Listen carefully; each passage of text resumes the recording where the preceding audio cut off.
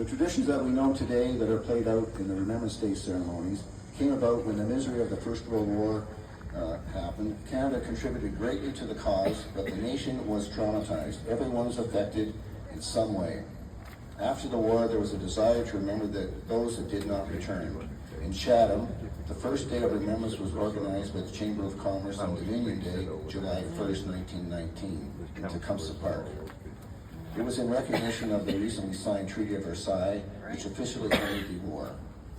In the fall of 1919, the King asked that all activities cease at the 11th hour of the 11th day of the 11th month, in recognition of the armistice the previous year. By all accounts, everyone complied. There was no singular commemorative ceremony, but the Veterans IOD organization small events throughout the Chatham in schools, club rooms, churches, and even at the mausoleum. 1920 was the same. In 1921, the government enacted a law that combined Armistice Day with the existing Thanksgiving Day, which was usually held in October. Business people did not want another paid holiday. The two events would be held on the Monday during the week of November 11th. This arrangement lasted for 10 years.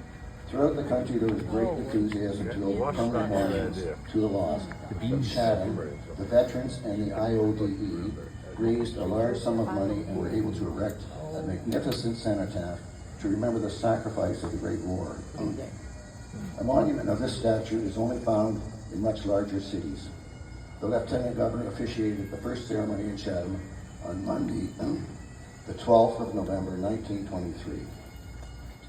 In 1931, there was an act of Parliament moving the Thanksgiving to the second day in October and Armistice to the exact day of November 11th.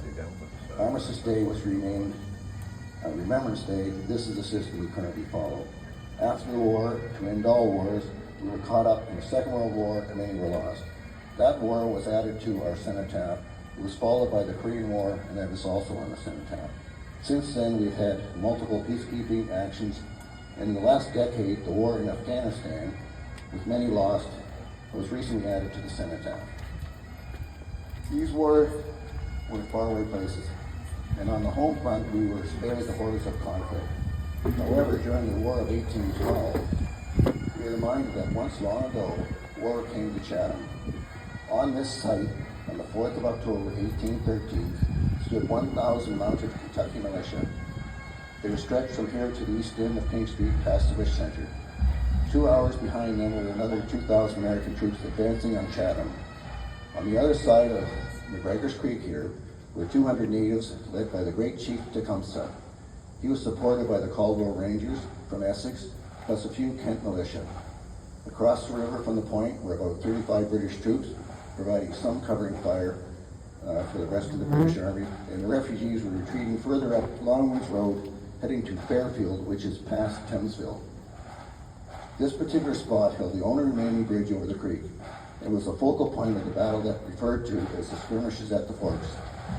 It was a delay in action to give more time to the British to escape. It lasted about 2 hours, and annually, the Americans brought in their cannons. People died here. Tecumseh himself was wounded here, and was killed the next day in the Battle of the Thames.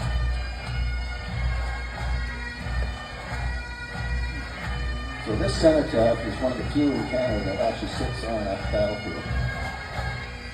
You ready for the parade to arrive now?